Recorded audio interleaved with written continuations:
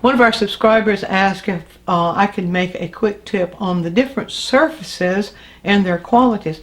Well, there's so many of them, maybe we can cover a few.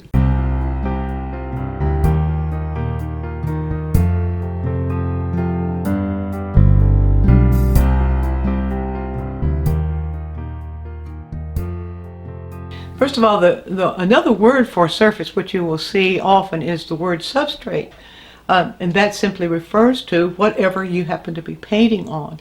Now, in watercolor, in oil, in acrylic, whatever medium you're working on, there are various, many surfaces available, different kinds of qualities. No way I can describe all those for you in a short quick tip like this. This person is addressing the oil surfaces, and so let's just put those into two categories. First of all, there's the fabric surface, and then there's the hard surface. Now, on the hard surfaces, there are a number of things available, all kinds of boards available, like these little boards that have canvas, the actual canvas, cotton canvas usually most, and sometimes it's linen canvas, but the canvas is adhered to the surface of a board, and sometimes the board will be made of wood, sometimes it'll be made of some kind of composition of cardboard, all kinds of constructions. So there is one surface, and then there are other surfaces of the panel, or the hard surface, that are simply a panel that has been primed. Now, if you look through your catalogs just on the painting materials, you're going to find multiple surfaces. So the opposite of that, or the other side of that, is the fabric surface. And of the fabric surfaces, we have available to us the cotton canvas, the linen canvas, and the synthetic. Now, I'm not a real fan of synthetic anything usually, because I find that the non-synthetic or the real, especially of surfaces, are much better. So for the fabric surfaces, the person asked about the canvas. First of all, linen and cotton. Well, we find that both linen and cotton come available to us in rolls, such as this roll of cotton canvas that I have here. They come to us in a stretched canvas form, such as this, and this is a Frederick's linen stretched canvas. But the cotton comes to us in a stretched canvas too. So here is a cotton stretched canvas, and then we have available to us the canvas rolls that are not primed. Now, first of all, I never advise painting with oil paint on unprimed canvas or unprimed linen, because if you do, it's going to rot the surface. The paint's going to rot the surface. Those unprimed canvases, the rolls usually, are meant to be primed, and they're sold unprimed so that the artist can choose to prime the surface the way the artist wants the surface primed.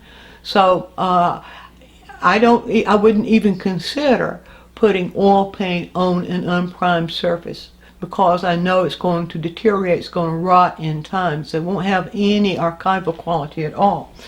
Now, that's a lot of talking, I know, but the other kinds of things that are available you might find in the fabrics, or the looser type, you might find those little tablets of what's called paper canvas, or sometimes it's called genuine canvas, that come in little blocks of little tablets. Those are usually not archival either. So here's what I suggest. Now, why choose well, first of all, why choose canvas over a hard surface? That's a matter of, there is really no reason to, except that you enjoy painting on one or the other. So what I may offer to you was one economical approach to painting, especially if you're just beginning to paint. I would like to recommend to you that you don't try painting on cheap surfaces to begin with. The better thing to do, and the reason for that is because then you get you get that feel of that cheap surface, and when you move on to the canvas surface, you're going to feel inhibited. So what I suggest is that you get a roll of primed cotton like this. And I suggest that you maybe Frederick's is a good, reliable company, and a medium surface. The cotton, all these come in different weaves: a coarse weave, medium weave, and a fine weave. So a medium surface, medium weave, a roll of this. Sometimes if you find one on sale, you might be able to get a whole roll for around $50. And if you think that's a lot of money, when you see how many little studies you can get out of that, it doesn't cost very much at all. And then what you can do is cut little pieces of sheet canvas out of that. And you see it's already primed. If you don't like it, if it feels a little rough, you can take a little sandpaper and smooth it down. And then you can, to make that easy to work on, you can just tape it to a board like I have here. And usually it will fall flat enough on the board so that you can work on that. Then you can remove the tape, put another sheet on the board, and so on. So that is my recommendation for getting started. Now let me see again, what was that request? The request was to talk about the different surfaces and the qualities. How does linen compare to canvas, raw canvas, and pre-finished boards, and so on. The only way that you can really find a comparison is to work on the surfaces yourself. Now sometimes companies will offer samples, and you could get a packet of samples of various kinds and just work on that surface, or just do practice things on the surface to see how it feels to you. My only precautions are just the precautions I gave now. I would stay away from the cheap stuff, stay away from the stuff that's going to deteriorate, that's not going to last, because that's going to give you a false sense of accomplishment. It's going to make you feel inhibited when you go to the better quality stuff. And stay away from or avoid putting oil paint on any kind of raw surface, unprimed surface. The purpose of priming or gessoing is to prevent the oil from penetrating into the fabric itself and causing that fabric to deteriorate. So I hope that at least gives you a survey of some of the potentials we have available for oil painting surfaces. And from there, I think experimenting is your best bet.